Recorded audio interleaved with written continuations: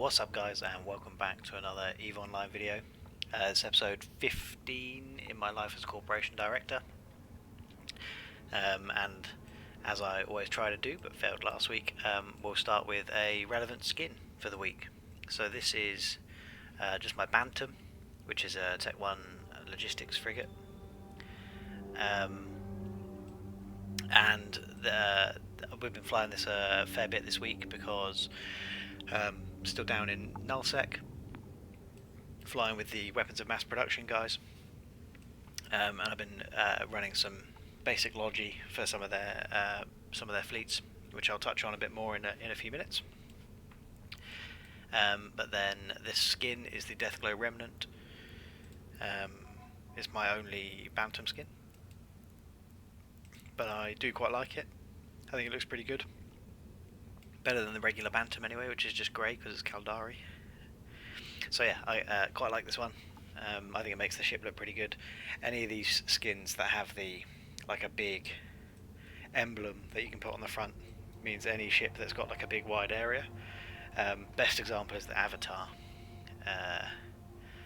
I've got the skin for it, so if we just very quickly go and find the Avatar skin that we've got. That I think is like sort of the best as an example. So Deathglow Hunters Avatar. If we look at that, you know, they've got the big wide area front where you can just chuck like a massive skull, right? So the Bantam has a bit of a wide area on the front that you can have the skull. I think the Typhoon probably does as well because it's got quite a flat surface. So there you go. So anywhere you've got like a decent flat surface where you can put an emblem, I really quite like.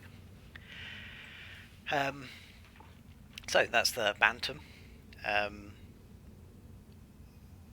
do have logistics fit, but it's pretty simple. I'm not really going to go into it now. I won't link it because it's it's not the most complicated fit in the world, but it's a fleet doctrine. So.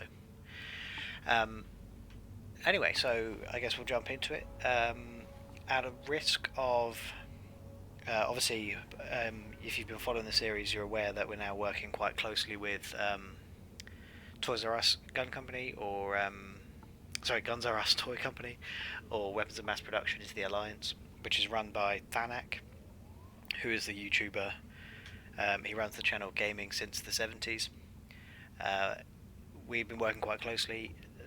So there's obviously a risk of duplicating content across our channels, so I'm not going to go into too much detail about what I've been doing directly with them, but if you're interested, head over to his channel. As I said, it's Gaming with this. I did that last time. It's Gaming Since the 70s. I'll put a link to the channel in the description. Go and check it out, and he'll obviously get you fully up to date, but I can just talk from what I've been up to and what our corporation's been up to with them. And basically this week, the reason the logistics frigate is relevant is they've been clearing their pocket of a specific alliance. There were a few structures in here that they've been bashing down, and we've been helping them out in their fleets for the right timers. So I've been in 2 hull timer fleets for Astra houses. And that's been really valuable experience. That's been really good for us, for me particularly, but for us as a group.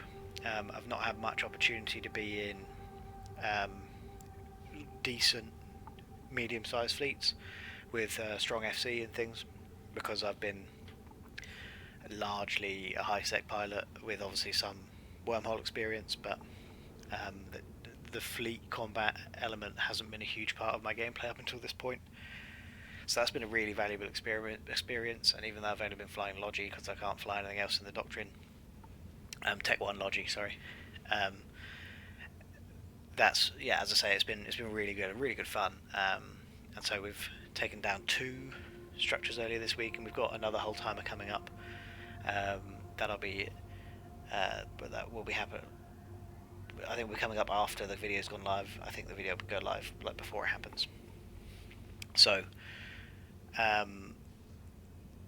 So that's been really good, and that's taken up a good bit of the week because it takes a little while. They're very organised, so there's the pre form up time stuff that they do with gate camps and things, um, and there's also the then afterwards with the clear up and stuff that we've all been taking part in.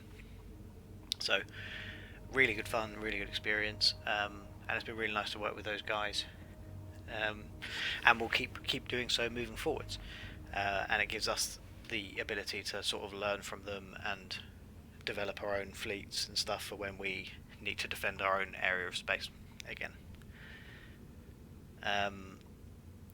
So that's been that's as I said, not too much detail because you can go and check it out on Danak's YouTube channel.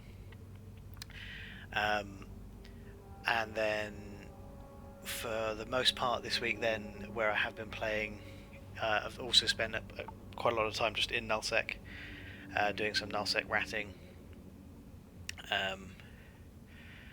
and being part of the standing fleet in that as well. So that's also been a good experience for me because whilst I'm pretty good at ratting, not necessarily in Null-sec, but just generally across the New Eden, I'm not too bad at subcap ratting. I've got a very well tanked up Gila. I can run the Stratios. If you've seen in my other videos, that's all fine.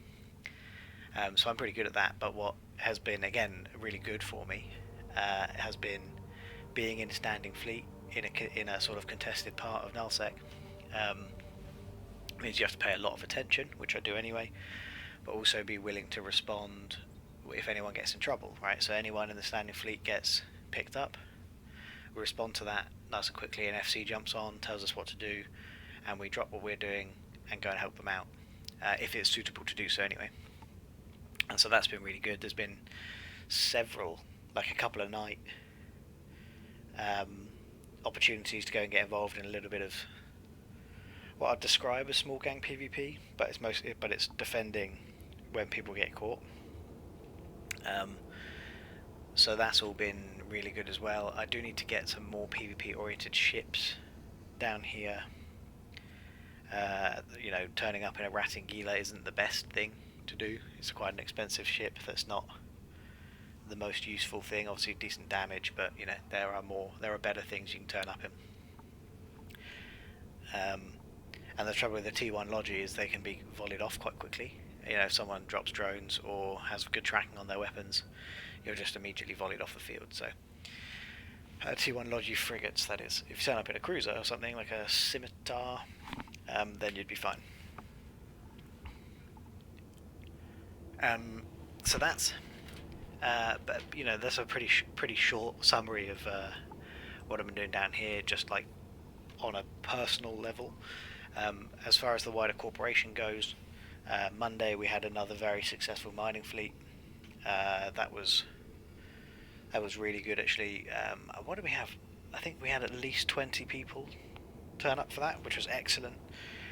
And it's reached the point now where we can start, like if that's the attendance that we can expect on a Monday for a mining op, then we can start introducing different elements to it, even if that's just something simple like breaking into squads and clearing down belts more efficiently, or having a low-sec mining like squad that go out in ventures while a few people stay and harvest high-sec ore. We can explore all those avenues now, which is really cool. And also, once again, we've got members now and people now that are able to run this sort of for us. So I set up the op and made sure it was happening and got everyone involved and things. But then it coincided with one of the timers we wanted to help out with in Null-sec.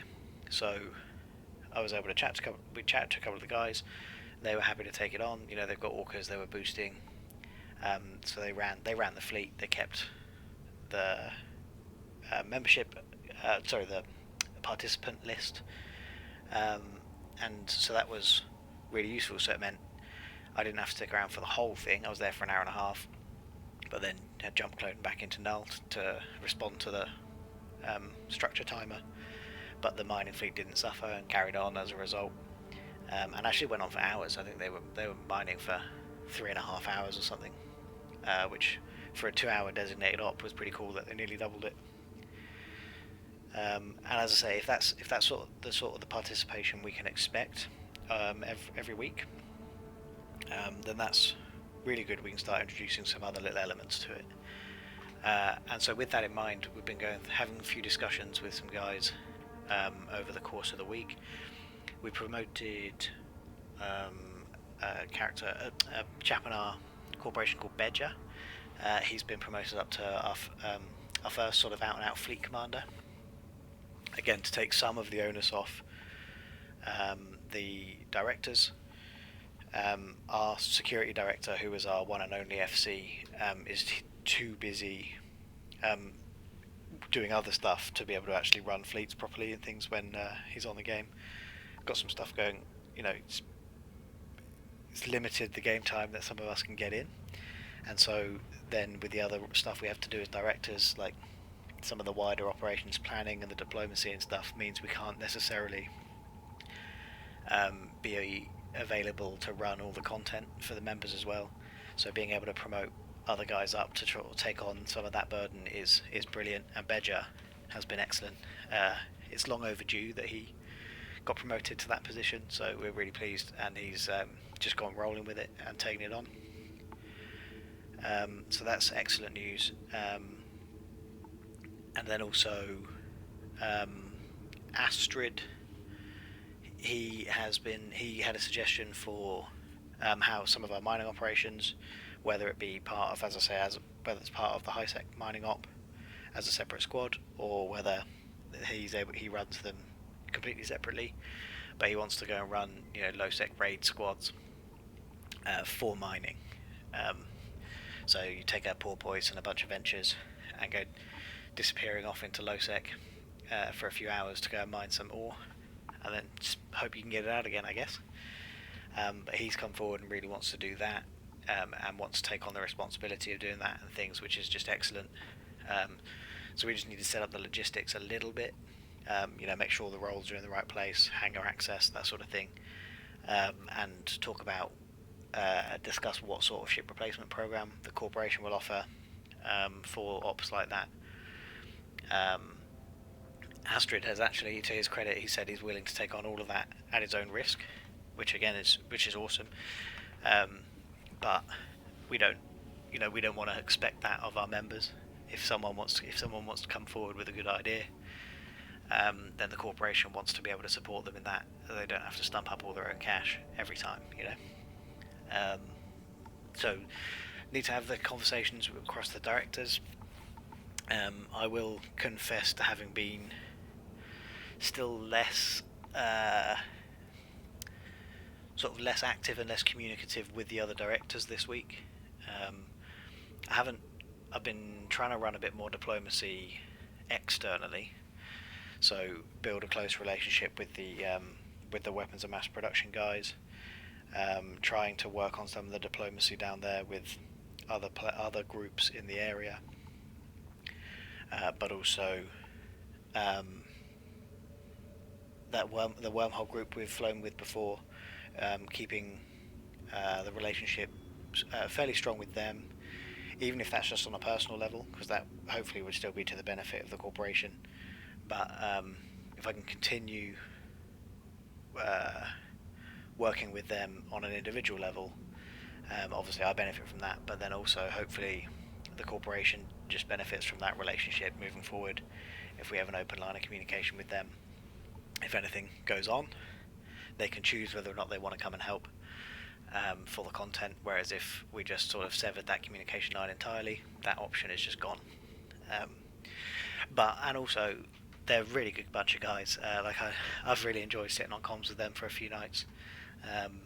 It's just brilliant to chat to them and stuff. So I've been doing quite a lot of that this week, as I say, external diplomacy, but it has been at the expense of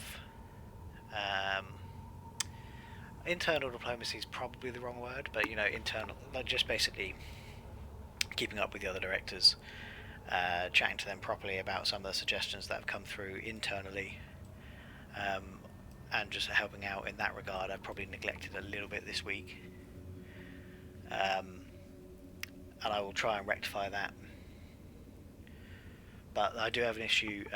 So also my brain has been a little bit elsewhere. I've got quite a lot going on in real life at the moment. I'm not going to go into detail because this isn't I'm not a vlogger. You're here to listen to Eve conversations, not talk about what's going on IRL. But it is taking my attention away from the game and diplomacy a little bit at the moment, and that's only going to build up and get worse for the next few weeks. So if you're still watching at the moment, next weekend there's a very real possibility there won't be a video. I'm actually moving house on the Saturday, so I don't know if I'll be all set up, ready to go to record again on the Sunday.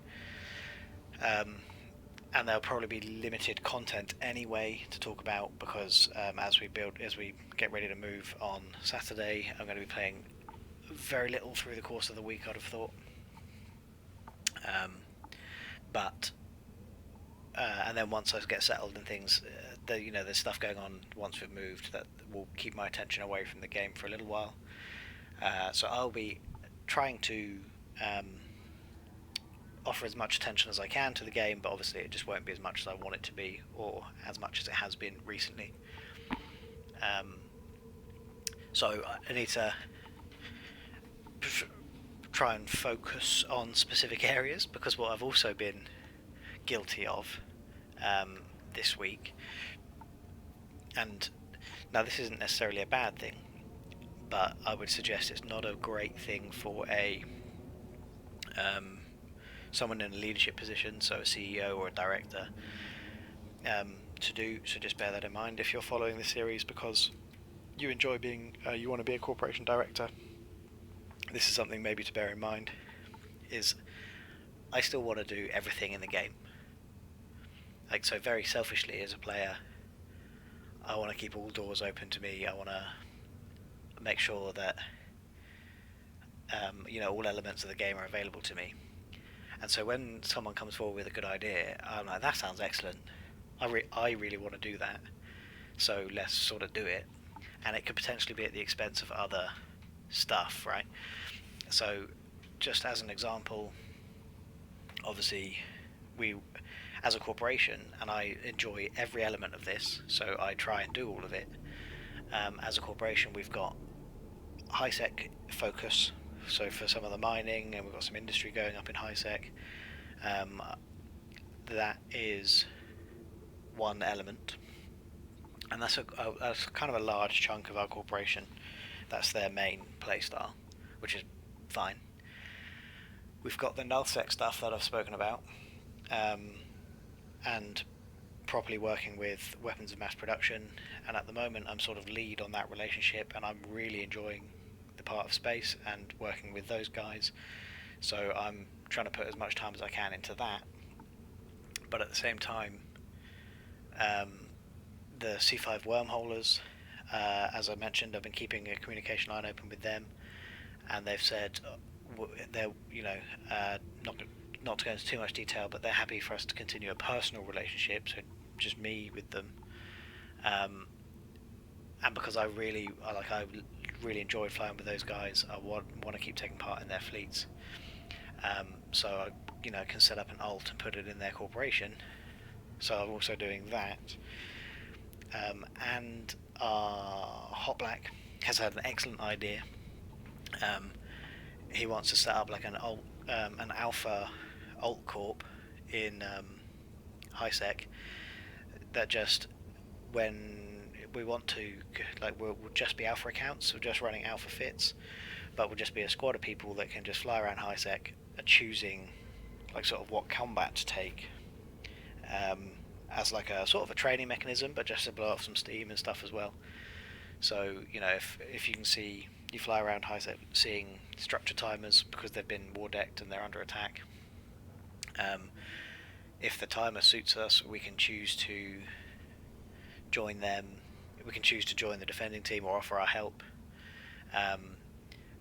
and just basically whelp a load of ships trying to keep a structure alive. But only if it's on our terms, right, and only if it suits us.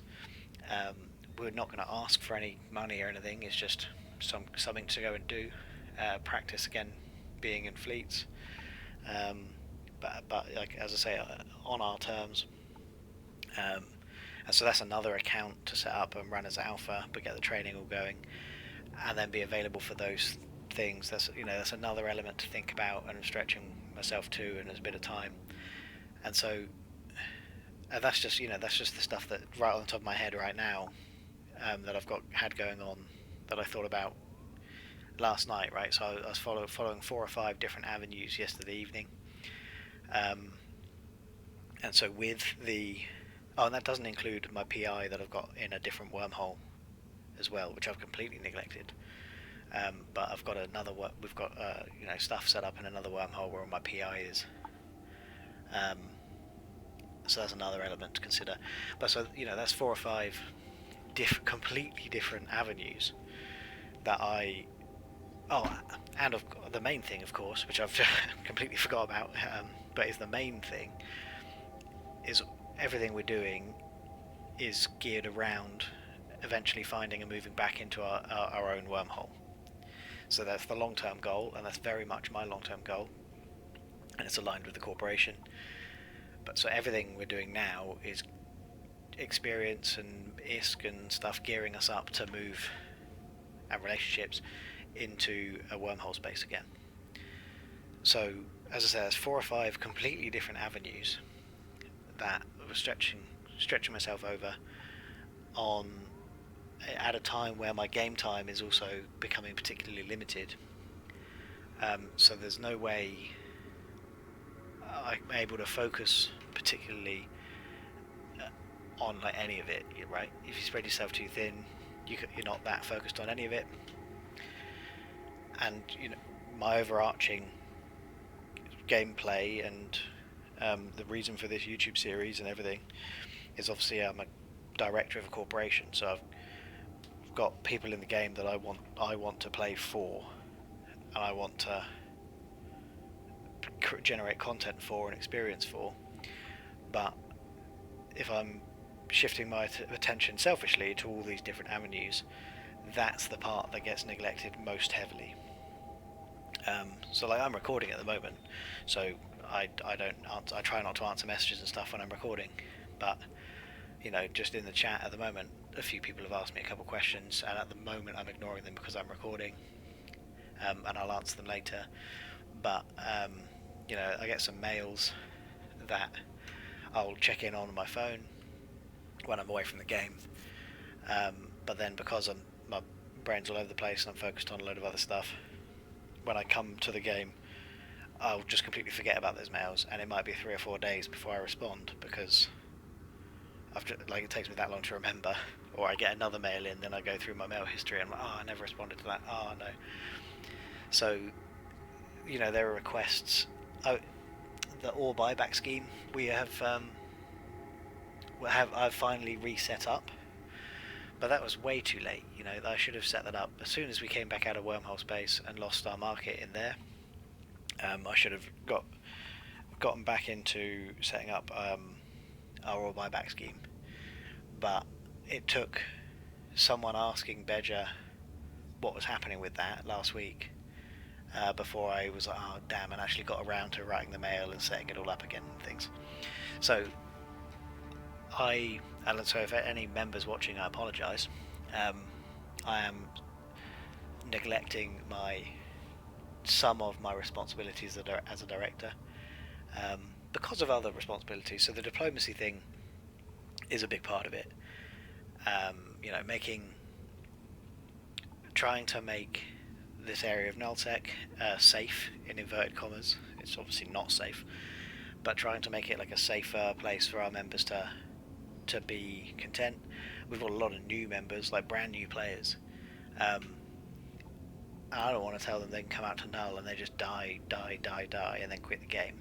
Like that's no good, right? I don't want anyone to leave the game because I've not done my job properly down here.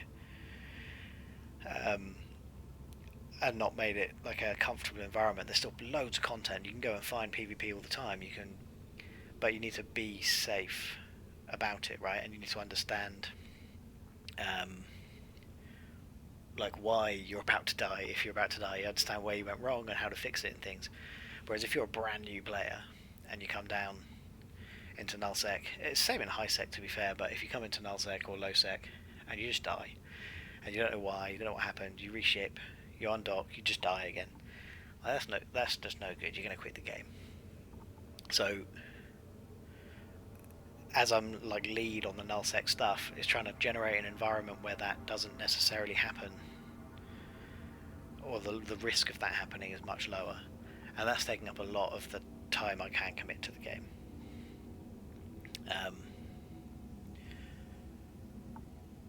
And I think that's largely everything I wanted to talk about. Again, I don't know how long I've been talking. I really should check the clock at the start of these videos. So if you've listened to me ramble on for this long, thank you very much for watching. As I said, I may not get a video out next week. I hope to, but it does depend on how quickly I can get set up the other end and whether I've got any content to talk about. I guess if I haven't got much content, I might push a video out anyway, just saying like what has happened, but it'll be a very short one. And also in other news, we're getting very close now to the 500 subscriber mark, which is awesome for the channel. Thank you to everyone that is subscribed. Thank you to all my viewers. Anyone that likes or comments on the videos, thank you to all of you. It makes a really big difference because the YouTube algorithm is based on, as far as I know anyway, is based on like interaction with the content. So views obviously help, but it's not just views. It's likes, it's comments, it's subscriber count. All of that help. Like increasing that helps to get YouTube to promote your content further. And as I said, when we hit 500 subscribers, I'm going to be doing a special giveaway. Now that again, because of the commitments in IRL at the moment, that might not happen immediately, but I promise it will happen if we break 500 subscribers. Sometime in the very near future, there will be a big giveaway that you'll want to be part of. It just probably doesn't really matter how experienced you are in the game. This will be a big one. And if you're brand new to the game, the ship and fit might not be that useful, but the issue you can get from it will be. So yeah, as I say, thanks very much for watching, guys. If you've made it all the way to the end of the video, that is awesome. Thank you all hugely, and we will keep going. And I will try and consolidate some of my effort in a particular direction. Yeah. Anyway, thanks for watching, and I will see you all in the next one. Cheers.